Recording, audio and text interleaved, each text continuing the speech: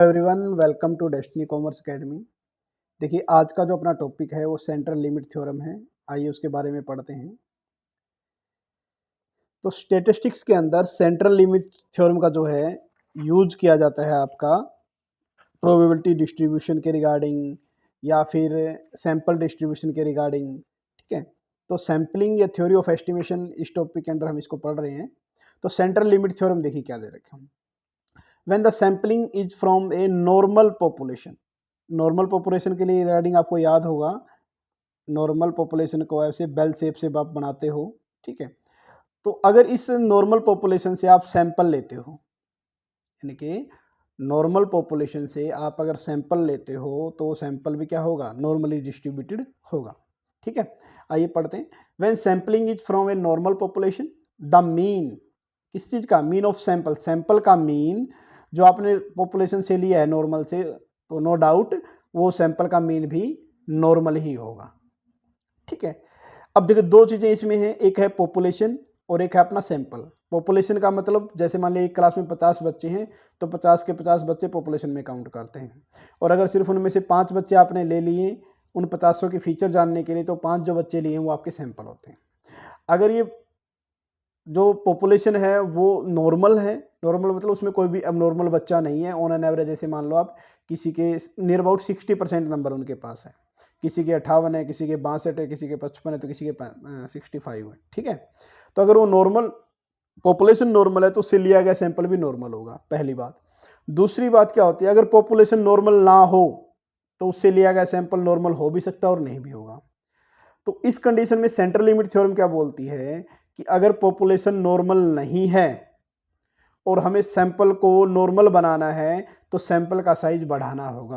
क्या करना होगा, सैंपल का साइज बढ़ाना होगा। तो जैसे जैसे हम सैंपल का साइज, जैसे 5 से अगर हम 15 करेंगे, 15 से 25 करेंगे, 25 से अगर मान लें कि 45 करेंगे, 35 करेंगे या फिर 45 करेंगे, तो जैसे जैसे हम 50 के नियर अबाउट जाते जाएंगे तो जितना ये एन होता है सैंपल साइज, ठीक है, अगर हम ये सैंपल साइज जितना बढ़ाते चले जाएंगे इसका मतलब है कि रिजल्ट की एक्यूरेसी उतनी ज़्यादा आती जाएगी। तो यही सेंट्रल लिमिट थ्योरम हमें बताती है क्या, कि सर अगर पॉपुलेशन नॉर्मली डिस्ट्रीब्यूटेड नहीं है तो सैंपल के साइज को बढ़ाकर उससे हम कंक्लूजन निकालते हैं, तो वो क्या कहलाता है, आपका जो सैंपल का साइज है वो भी नॉर्मल आएगा। ठीक है, ये आपका नॉर्मल पॉपुलेशन डिस्ट्रीब्यूशन के रिगार्डिंग है। तो जो सेंट्रल लिमिट थ्योरम है इसकी स्टडी हम स्टैटिस्टिकल इन्फ्रेंस निकालने के लिए करते हैं, यानी कि सांख्यिकी अनुमान लगाने में हम सेंट्रल लिमिट थ्योरम का यूज करते हैं। ठीक है, ये इसके फिर इसकी यहाँ पर इंपॉर्टेंस होगी सेंट्रल लिमिट थ्योरम की, क्या दे रखी है। The significance of central limit theorem lie in the fact that it permitted us to use the sample statistics to make the inference, कि सैंपल स्टैटिक का यूज करना है इन्फ्रेंस अनुमान लगाने के लिए, किसका, अबाउट द पॉपुलेशन पैरामीटर, और विदाउट नोइंग द, हमें शेप नहीं पता कि सर पॉपुलेशन की जो शेप है वो कैसी है, यानी कि नॉर्मल है या फिर नॉर्मल के अलावा है। इसके बाद सेकंड अपना जो टॉपिक आता है वो आता है स्टैंडर्ड एरर। जैसे इसका नाम है, स्टैंडर्ड एरर कब होगा, सबसे पहली बात यही है कि सर अगर आप पॉपुलेशन 50 है, 50 के 50 ही उठा के उनकी स्टडी करते हो तो स्टैंडर्ड एरर नहीं होगा। जब पॉपुलेशन 50 है और सैंपल आप 10, 15, 20 जो लेते हो वो, यानी कि सर जब सैंपल लिया जाता है तो स्टैंडर्ड एरर होता है। अब सैंपल जितना बड़ा होगा, अगर 45 बच्चे और आपने उसमें से 50 बच्चे, अगर आपने उसमें से 45 बच्चों को लेकर सैंपल ले लिया तो ऑब्वियसली बात है सैंपल साइज बड़ा है तो सर एरर होने के चांसेस कम है। लेकिन अगर आपने सिर्फ 50 में से सपोज करो 5 बच्चों को लिया है और वो 5 बच्चे रिप्रेजेंट कर रहे हैं 50 बच्चों को, हो सकता है कि आपने गलत बच्चों को उठा लिया हो 5 को, तो सैंपल साइज जितना छोटा होगा स्टैंडर्ड एरर उतना ही बढ़ेगा, और सैंपल साइज जितना बड़ा होगा स्टैंडर्ड एरर उतना ही आपका कम होता चला जाएगा। ये स्टैंडर्ड एरर है। स्टैंडर्ड एरर का जो फॉर्मूला है वो बहुत बार पूछा जाता है, तो standard error of sample is equal to standard deviation under the root N, N का मतलब होता है नंबर ऑफ सैंपल, और ये स्टैंडर्ड डेविएशन का, ये जो है ये स्टैंडर्ड डेविएशन होता है। इसका फॉर्मूला आप फर्दर फिर निकाल सकते हो, सिग्मा एक्स माइनस एक्स बार, ठीक है, इसका स्क्वायर, और नीचे आपका आ जाएगा n माइनस 1। ठीक है, ये आपका यहाँ पर दिया गया है। ये स्टैंडर्ड डेविएशन निकालने का तरीका है। तो स्टैंडर्ड एरर जो है इसका अब बात इस पैराग्राफ में हम पढ़ेंगे utility of standard error. Utility of standard error कि स्टैंडर्ड एरर की यूटिलिटी कहाँ पर उसका यूज किया जाता है। सर एक तो स्टैंडर्ड एरर का यूज किया जाता है आपका ऑब्जर्व्ड मतलब एक्चुअल फ्रीक्वेंसी का एक्सपेक्टेड यानी कि थ्योरेटिकल फ्रीक्वेंसी से डिफरेंस निकालने के लिए, वहां पर हम स्टैंडर्ड एरर का यूज करते हैं। तो इसका एक फॉर्मूला भी बना गया है, ये देखिएगा, ये स्टैंडर्ड एरर से हम x plus minus 3 standard error, इनकी स्टैंडर्ड एरर का 3 गुना। अगर मान ले कि ये जो आपका है क्या दिया गया है, डिफरेंस जो है वो अगर आपका 3 गुने से कम है, यानी कि अगर 3 गुने इसके बराबर या कम है स्टैंडर्ड एरर के, इसका मतलब ये जो डिफरेंस आया है ये बाय चांस आया है, यानी कि रैंडमली सर इतना तो आएगा ही आएगा अगर आप सैंपल लेते हो तो। लेकिन अगर आपका डिफरेंस ज़्यादा है 3 स्टैंडर्ड एरर से, इनके 3 मल्टीप्लाई स्टैंडर्ड एरर, तो ये क्या है, जो ये डिफरेंस है ये महत्व, ये यहाँ पर क्या है, नॉर्मल है, आप बोल सकते हो रैंडम है, या फिर नोट सिग्निफिकेंट, सर महत्वपूर्ण नहीं है, इस अंतर को हम छोड़ सकते हैं। हम ये मान के चलेंगे सर इतना एरर तो होगा, हम बोलते हैं ना भाई कि जितना कोई काम करते हैं अगर उसमें कोई बच्चा 100% नहीं कर पाता, 90-95% कर लेता है, हम बोलते ठीक है चलो कोई बात नहीं। अगर आप एक बच्चे से क्वेश्चन पूछते हो और आपने 5 क्वेश्चन पूछे, बच्चे ने 4 बता दिया, तो आप बोलो चलो सेटिस्फेक्शन है कि चलो एक तो क्वेश्चन भूल ही जाता है बच्चा। लेकिन अगर कोई बच्चा ऐसा है कि 5 आपने क्वेश्चन पुट किए और सिर्फ एक का आंसर दिया या एक का भी नहीं दिया, तो इसका मतलब है सर उस पर ध्यान देने की जरूरत है, इसलिए वो क्या है, वो सिग्निफिकेंट है। सिग्निफिकेंस का मतलब यहाँ पर है महत्वपूर्ण है, सर उस अंतर को पढ़िए, उस एरर को ढूंढिए और उस पर काम कीजिएगा। ये आपका स्टैंडर्ड एरर, यानी कि स्टैंडर्ड एरर का प्रयोग आप ऑब्जर्व फ्रीक्वेंसी और एक्सपेक्टेड फ्रीक्वेंसी का जो डिफरेंस है उसको फाइंड आउट करने के लिए ले सकते हैं कि सर ये जेन्युइन है, डिफरेंस इतना आएगा ही, या फिर कहीं ना कहीं हमारी गलती हुई सैंपल को कलेक्ट करने में। ठीक है, एक तो ये ध्यान रखना है, पहला पॉइंट आप ऐसे मान सकते हो। दूसरा पॉइंट अगर आप इसका स्टार्ट करना चाहते हो, मैं इसको थोड़ा सा और बता देता हूँ। ये इसके जो हम पढ़ रहे हैं utility of standard error, number 1 पहला पॉइंट आप यहाँ से पढ़िएगा। दूसरा पॉइंट आप यहाँ से पढ़ सकते हो 10 से, the standard error is an important measure to cover the 99.73% area, ये दिया गया है। ठीक है, इसके अलावा अगर हम बात करते हैं कि अगर 5% level of significance, 5% level of significance का मतलब होता है कि सर 5% गलती हो जाए तो कोई बात नहीं है, इससे ऊपर हो जाए फिर प्रॉब्लम है।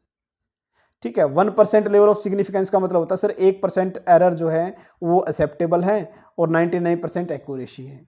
5% लेवल ऑफ सिग्निफिकेंस का मतलब होता है कि 95% अगर ठीक है सामान तो चल जाएगा, आप अगर कोई भी मटेरियल वगैरह बना रहे हो, 5% की गलती एक्सेप्टेबल है।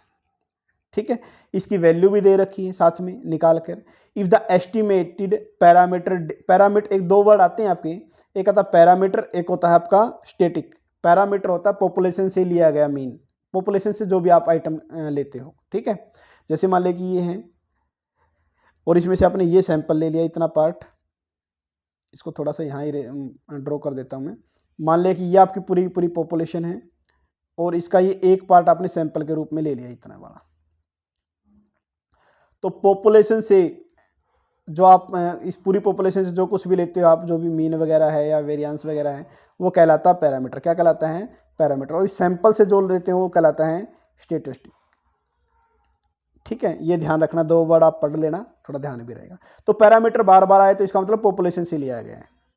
तो if the estimated parameter differ from the calculated static, static का मतलब सैंपल और पैरामीटर का मतलब पॉपुलेशन से। ठीक है, आपको पैरामीटर यानी कि पॉपुलेशन का अनुमान लगाना है सैंपल के बेस पर, यानी कि स्टेटिक के बेस पर आपको पैरामीटर जानने हैं पॉपुलेशन के। तो calculated static more than the static जो आपने निकाला सैंपल का वो 1.6 टाइम आता है स्टैंडर्ड एरर का। तो इसका मतलब है कि difference is taken significant 5% level of significant, यानी कि 5% लेवल पर, यानी कि 95% अगर आपको एक्यूरेसी चाहिए तो 1.96 टाइम ऑफ स्टैंडर्ड एरर इतना एक्सेप्टेबल है। इसके अलावा रिजेक्शन में आ जाता है। ये भी 1 टेल 2 टेल आता है आपके, आगे पढ़ेंगे जब हम ये करवाएंगे डिटेल में। ठीक है, तो यहाँ पर आपको ये ध्यान रखना है, ये वही सैंपल साइज इंक्रीज डिक्रीज वाला जो आपने किया था वो यही यहाँ पर आ जाएगा। नेक्स्ट हम पढ़ते हैं, why is standard deviation is called the standard error. अभी हम पढ़ के आए कि स्टैंडर्ड एरर का फॉर्मूला क्या होता है, standard deviation under root N, ये पढ़ के आए थे ना। तो इसने यही दिया गया, ये कहाँ से निकलता है स्टैंडर्ड डेविएशन, अभी पढ़ के आए थे, सिग्मा एक्स माइनस मीन का square divide by N minus one. तो ये देखिए, अभी इसकी जो ये डेफिनेशन है वो सारा का सारा यहाँ पर आपको एक्सप्लेन किया मिल जाएगा।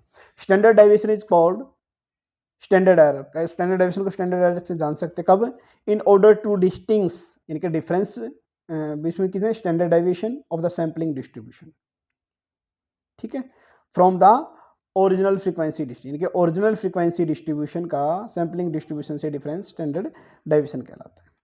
इसके अलावा आता है नेक्स्ट वन, स्टैंडर्ड एरर कब होगा सर, जब सैंपल का साइज, जब हम सैंपल लेते हैं तो स्टैंडर्ड एरर तो तभी पॉसिबल है, वो भी छोटा लेंगे तो उतना बड़ा एरर होगा। The standard error arise due to the use of sampling, sampling के टाइम स्टैंडर्ड एरर अराइज होता है as against the complete enumeration of census inquiry. Census होता है कि हम 100 का 100% डेटा ले लेते हैं अपनी रिसर्च के लिए, और सैम्पलिंग का मतलब होता है 100 से जितना कम लें, चाहे वो 99% हो, चाहे 98 हो, चाहे 5% हो, कितना हो, वो आपका सैम्पलिंग कहलाता है। नेक्स्ट हम बात करते हैं कि फैक्टर कौन कौन से इफेक्ट करते हैं स्टैंडर्ड एरर, यानी कि स्टैंडर्ड एरर कब होगा और कब नहीं होगा, या कब ज़्यादा होगा कब कम होगा। उसके सैंपल का साइज अगर छोटा है स्टैंडर्ड एरर तो कम, ज़्यादा, और सैंपल का साइज बड़ा है तो स्टैंडर्ड एरर कम होगा। Nature of statistics, mean variance के रिगार्डिंग दिया गया है। मैथमेटिकल फॉर्म सैम्पलिंग डिस्ट्रीब्यूशन की, क्या है सैम्पलिंग डिस्ट्रीब्यूशन, नॉर्मल क्या कहाँ से लिया गया है। The value of some parameter use to the sampling distribution, कि पैरामीटर को आपको जानना है सैम्पलिंग की स्टैटिक्स के हेल्प से, तो उसके रिगार्डिंग वैल्यू डिपेंड करते हैं। तो ये कुछ 4-5 पॉइंट दे रखे हैं, आपको पढ़ना है। तो 2 हमने पॉइंट पढ़ा, पहला हमने पढ़ा सेंट्रल लिमिट थ्योरम, दूसरा हमने पढ़ा स्टैंडर्ड एरर। आइए नेक्स्ट टॉपिक करते हैं हम स्टैटिकल एस्टिमेशन थ्योरी। स्टैटिकल जो एस्टिमेशन थ्योरी है, इसमें पॉपुलेशन के पैरामीटर निकालने हैं, किसके बेस पर, सैंपल की स्टैटिक्स के बेस पर, ठीक है। यानी कि पॉपुलेशन पैरामीटर आपके अननोन है, क्या है, अननोन है, और सैंपल स्टैटिक्स आपकी नोन है, क्या है, नोन है, ठीक है। मान लें कई बार आप क्या किए, किसी शहर में घूमने चले गए और वहाँ पर आपने लोगों से बात की, उनका फ्रेंडली नेचर है या वो हेल्पिंग नेचर है और सिस्टमेटिक तरीके से रहते, तो आप क्या करोगे, आप जाके किसी से पूछोगे जी कि पर्टिकुलर शहर कैसा था, तो आप क्या बोलोगे, जैसा आपका एक्सपीरियंस था पॉजिटिव है तो पॉजिटिव बताओगे और नेगेटिव तो नेगेटिव बताओगे। तो आपने क्या किया, 5, 10, 20 जो लोगों से रहे, या आपने कहीं किसी शहर के अंदर 1-2 साल जॉब की है, तो आप उसके रिगार्डिंग बताओगे कि वहाँ का माहौल कैसा है, अच्छा है, ख़राब है। तो आपने क्या किया, अपना सैंपल, ऐसा तो है नहीं कि शहर के हर व्यक्ति से आप फेस टू फेस मिले और फिर उससे पूछा, ऐसा तो नहीं होता। तो आपने जो सैंपल लिया, जिससे आपका जो इन्वायरमेंट है, जो आसपास रहे थे, उनके बेस पर आप जो अननोन है, पूरी सिटी तो अननोन है, आप तो कुछ ही लोगों को जानते हैं, उन कुछ लोगों के बेस पर आप पूरी सिटी के बारे में जो अपनी सोच बनाते हो, जो धारणा बनाते हो, जो उनके बारे में बताते हो, वो क्या कहलाता है, वो एस्टिमेशन होता है आपका। तो जो आपने कुछ लोगों से मिले वो सैंपल स्टैटिक्स आ जाते हैं, और पॉपुलेशन पैरामीटर मतलब पूरा शहर आ जाएगा आपके रिगार्डिंग, हो जाएगा। तो स्टैटिकल एस्टिमेशन थ्योरी क्या होती है, देखिएगा, statistical estimation is the procedure of estimating the unknown population parameter from, कहाँ से, from the corresponding sample statics, कि सर हम सैंपल स्टैटिक्स के बेस पर अननोन पॉपुलेशन पैरामीटर को जानना चाहते हैं, तो वो क्या कहलाता है आपका स्टैटिकल एस्टिमेशन थ्योरी। कुछ इंपॉर्टेंट पॉइंट है जो यहाँ पर यूज किए जाते हैं। एक आपका एस्टिमेशन, यानी कि आप इसको बोल सकते हो एस्टिमेटर, एस्टिमेटर आप यहाँ पर ज़्यादा सूट करेगा। तो एस्टिमेटर और एस्टिमेट 2 चीज़ें याद कर लें। एस्टिमेटर क्या होता है, सैंपल की हेल्प से पॉपुलेशन को जानते हैं, पैरामीटर को जानते हैं ना, यानी कि स्टैटिक्स की हेल्प, देखो आप ऐसे बोल सकते हो सैंपल और फिर पॉपुलेशन। अब पॉपुलेशन के लिए पैरामीटर वर्ड यूज करते हैं, सैंपल के लिए स्टैटिक्स वर्ड यूज करते हैं। तो कुछ जगह आपको ऐसा मिल जाएगा कि सर नॉन सैंपल की हेल्प से अननोन पॉपुलेशन को जानना, या कुछ जगह ऐसा मिल जाएगा कि सर नॉन स्टैटिक्स की हेल्प से अननोन पैरामीटर को जानना, ठीक है। तो ये जो सैंपल स्टैटिक्स है, ये आपके एस्टिमेटर कहलाते हैं, क्या कहलाते हैं, एस्टिमेटर। एस्टिमेटर क्या होते हैं, आइए पढ़ते हैं। Generally for the purpose of estimating a population parameter we can use various sample statistics का हम यूज करते हैं। सैंपल स्टैटिक्स जैसे कि देखिएगा, एक चीज़ और मैं यहाँ पर आपको ड्रॉ करके बता देता हूँ थोड़ा सा। मान लिया एक तरफ लेते हैं हम पॉपुलेशन, एक तरफ लेते हैं सैंपल। पॉपुलेशन के मीन को हम म्यू से लिखते हैं, तो इसके मीन को हम ऐसे ड्रॉ करेंगे। ठीक है, यहाँ पर आपका स्टैंडर्ड डेविएशन ऐसे शो करेंगे, यहाँ पर स्टैंडर्ड डेविएशन स्मॉल एस से शो कर देंगे।